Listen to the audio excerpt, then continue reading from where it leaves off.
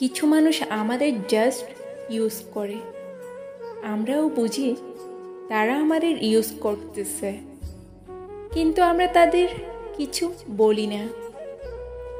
তাদের মতো শুধুমাত্র দরকারের সময় মেসেজ দেই না, মেসেজ সেন্ড করে ফেলে রাখি না।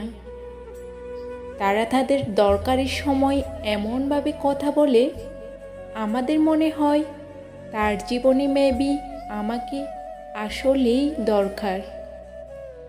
আমরা আমাদের সর্বোচ্চটা দিয়ে তাদের হেল্প করি, দরকার শেষ হলেই তারা হারিয়ে যায় আর মেসেজের রিপ্লাই দেয় না। আমরা রাগ অভিমানে প্রতিজ্ঞা করি আর কখনো রিপ্লাই দিব না।